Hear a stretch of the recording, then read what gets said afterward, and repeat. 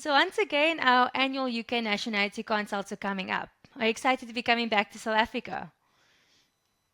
Absolutely excited coming back to South Africa. Yeah, so we want to go out again, talk to people about the British nationality Hmm. options, immigration options to the UK.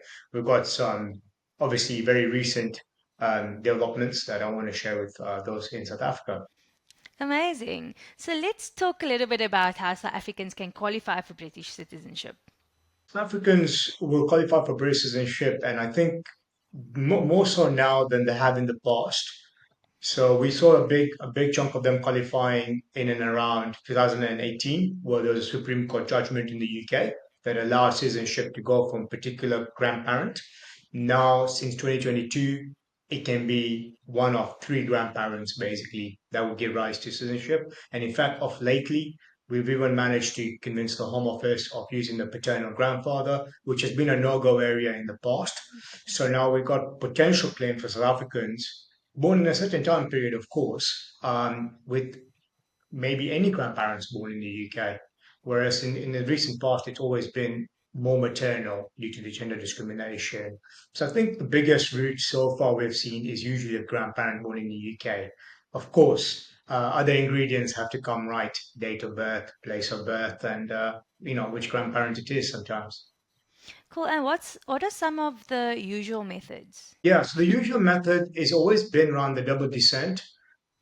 I guess when your parent is born in the UK, it is more apparent that you would have a claim. Sometimes when you have a parent born in the UK, you don't have relevant documents, so the passport office may give you a hassle, including the Home Office. But often it's, or now so, it's been a grandparent born in the UK. And the most usual one is we're seeing now is where a maternal grandmother is born in the UK. The applicant's parents are born in South Africa, and the applicant happens to be born before 1983, but after South Africa left the Commonwealth, which is in May 1962. So, having it been classified as a foreign country at the time the applicant was born. So, in the past, we've never had a full maternal line descent claim available, which now we do. So that's been the biggest one so far. Cool. And some of the more unusual methods, such as crown service, perhaps? Hmm. Yes, actually, yesterday, one of my colleagues from my team in South Africa had three in succession. So funny you should mention Crown Service, actually, because that's exactly what it was. And there were three of them in succession.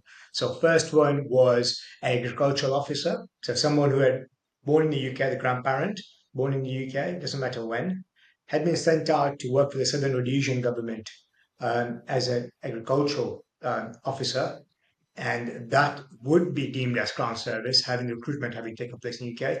Next generation born in Southern Rhodesia and now Zimbabwe, and the applicant was born in 1996. So, in this particular set of circumstances, we would be arguing that were it not for the crown service, the parent would have been born in the UK, and therefore the parent should be considered born in the UK, and the applicant born after 1983 should just be British from the day they're born. So we're going to go ahead and apply for a British passport straight away for that particular person. The next two were to the first agriculture officer. I think the next one was a teacher, and the last one was a head teacher. So a lot of civil servants were sent out by the Overseas Development Scheme, the ODS, or in more modern times, it used to be called something else, but they were sent out from the UK to give some sort of structure and to teach in Nyasaland, which is now Malawi, Northern Rhodesia, now Zambia, or Southern Rhodesia, which is now Zimbabwe. And because they were recruited in the UK and sent over as civil servants, it would amount to crown service. Because obviously, a lot of people think crown service is mainly army service, but that's not true. So if you know someone, or if someone's listening to this podcast and knows and has a grandparent, or knows someone who's got a grandparent who is a teacher, perhaps a postmaster, engineer, medical doctor, but worked in these type of territories, it could be that there's a crown service claim sitting silent, waiting to be discovered. Wow, this sounds like a cookie complicated. Why should It's been someone who a bit of has a some form of UK ancestry come visit us in person at our UK Nationality Consults? I feel the main reason why they should come see us instead of maybe emailing us or instead of doing the free status trace search on our website is because they get a feel of the experience and the knowledge we've been able to amass in the last 25 years of doing and being at the forefront of such claims. Not only do they get that for no fee, but they also get to ask all the relevant questions within those 15, 20 minutes of meeting us and Mm. the team.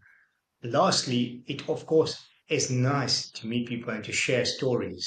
You just never know what you discover, and that only works in person. So I think that's a Mm. very good reason to come in person rather than just chat to us otherwise. And how often do you talk to people who actually end up having a claim to British citizenship, even though they think they might not be eligible? I think that's, yeah, I mean, I would like to say often, but I actually don't know the answer to that with any degree of accuracy, of course. From experience and having done, more than five, six of these roadshows now, it is ecstatic when people feel like they don't have a claim and then they do. It's a wonderful feeling, of course. It's very difficult to tell because one, we wouldn't know that exact number, but what we do know is some people have very straightforward claims, so they have a good idea of them. Whereas the more complicated claims, I think, are the ones that never knew they had a claim and we discover it while we're talking. Now, Mm. often the more difficult, complex ones hide because they're not very apparent.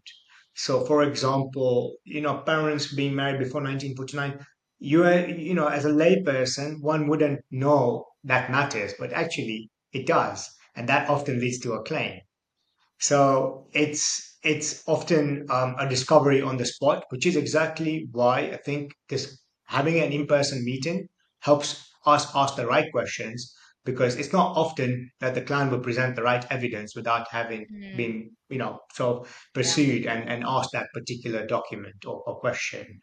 So I can't give you an exact number, but I would like to think it's very often. Thanks so much, Michelle. That sounds really helpful. If you Sure, suspect that you might of have a course. claim to British citizenship, we will be in Johannesburg on the 27th and 28th of October, and then we'll be heading down to Durban on the 29th and 30th of October. Thanks so much for joining me, Michelle. I look forward to seeing you in South Africa.